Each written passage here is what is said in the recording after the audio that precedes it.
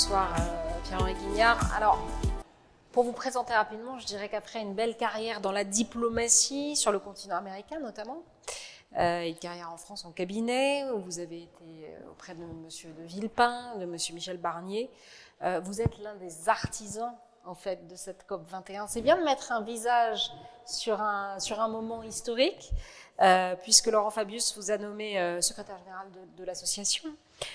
Vous êtes désormais envoyé spécial de la France pour l'Alliance pour la préservation de la forêt tropicale. Alors, qu'est-ce que vous inspire ce 5e anniversaire de la COP21 ?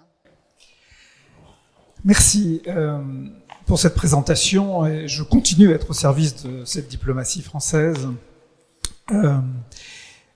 Et si je suis effectivement aujourd'hui ici le visage de cette COP21, il faudrait 1000 visages ou plus encore pour illustrer l'effort qui a été fait.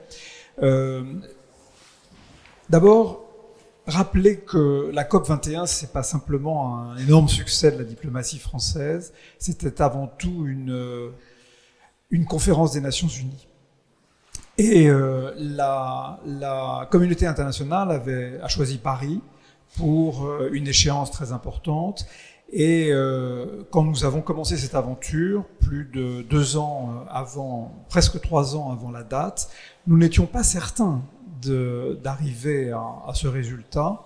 Et le président Hollande prenait un grand risque en proposant Paris, car si nous avions échoué, comme l'avaient fait quelques années avant nous nos amis danois, ça aurait été effectivement très, très négatif et pour notre pays et pour le climat. Bon, donc au 5e anniversaire de la COP21, moi je vois le verre plutôt à moitié plein qu'à moitié vide.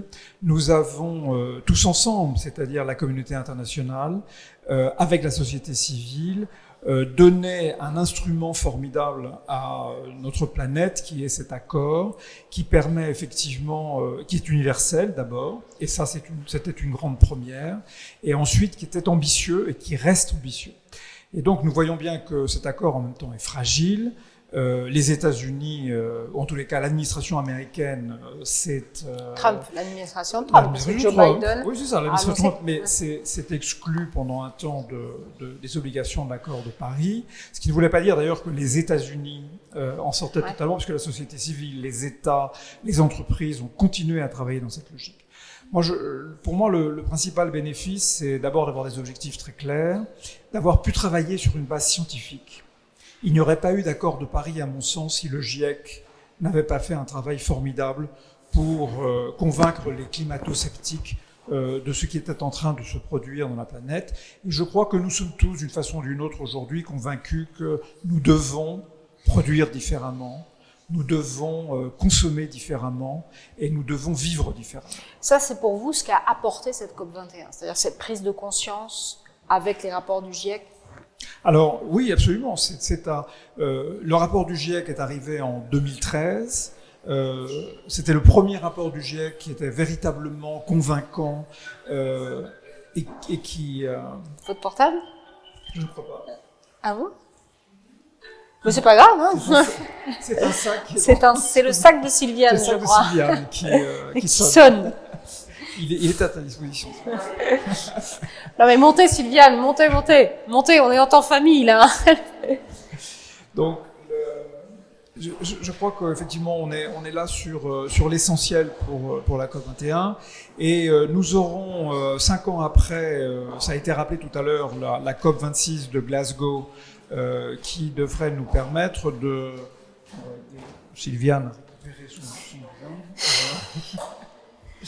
la COP26 de Glasgow devrait nous aider Alors, l'un des avantages, j'ajoute, de la COP21, c'est qu'elle met en place un mécanisme qui permet de toujours faire plus pour le climat et d'essayer de ne jamais faire moins, avec un mécanisme cliquet qui est juridiquement contraignant et qui permet au pays d'aller toujours en direction de contributions plus favorables pour le climat. Et est-ce qu'il avait été facile de mobiliser les différents publics à l'égard du sujet climat ?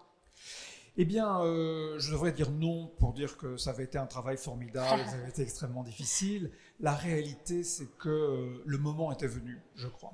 Moi, j'ai eu beaucoup de plaisir à travailler avec les 9 piliers de la société civile qui étaient nos interlocuteurs. Oui, j'allais vous interroger sur leur place. Voilà, oui. Lesquels alors? Les entreprises, les syndicats, les ONG, les organisations religieuses, les populations locales, etc. Les jeunes, les femmes qui représentaient les forces vives avec lesquelles nous avons, et les États ont travaillé en général, avec lesquels nous travaillons toujours. Je crois que nous avons mis en place à Paris une certaine forme de multilatéralisme participatif qui est très original et qui, à mon avis, change la façon dont la diplomatie multilatérale peut être organisée désormais.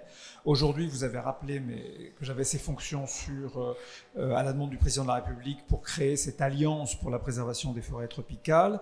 Et avec nos pays partenaires, nous nous appuyons beaucoup sur la société civile parce que justement, on est dans l'esprit de l'accord de Paris. Et vous voyez bien que 5 ans après, aujourd'hui, nous essayons de préserver les forêts tropicales parce que, en nous appuyant sur les acquis de la COP21, de l'accord de Paris, donc pour le climat, parce que c'est aussi nécessaire pour la biodiversité, et nous aurons en 2021, j'espère, la COP biodiversité en Chine. Et on se disait que c'était un peu dommage qu'elles ne soient pas liées.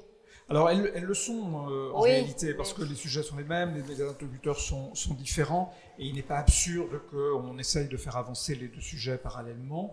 Moi, j'ajoute dans le cas des forêts, mais c'est vrai aussi pour le climat, un élément additionnel. Les événements que nous vivons aujourd'hui nous montrent bien que la planète est en danger. La crise sanitaire aujourd'hui illustre le lien entre la déforestation et les zoonoses, et nous mesurons dans notre chair le mal qui est fait à la planète, et je crois que l'opinion le comprend et est prête à agir. Alors, on a toujours le sentiment qu'on ne va pas assez vite, qu'on n'est pas assez ambitieux, qu'on ne réussit pas suffisamment, et pourtant, je crois que les choses changent. J'ai vu, j'étais ambassadeur en Argentine jusqu'à il y a un an, j'ai vu un pays immense qui a 40 millions d'habitants dans un pays qui fait, j'ai déjà oublié, plus de 6 fois la France. C'est le sentiment que la nature est là et qu'elle est à portée de main, et en réalité on voit bien que les glaciers fondent, que le niveau de la mer menace le pays, etc., etc.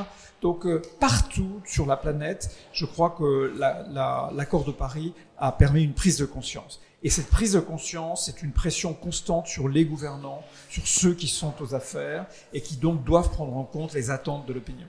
Alors justement, on va parler avec quelqu'un qui est aux affaires. Je vous remercie infiniment, Monsieur Guignard. On va se retrouver tout à l'heure. On retrouve maintenant Célia Bloel, qui est à la mairie de Paris.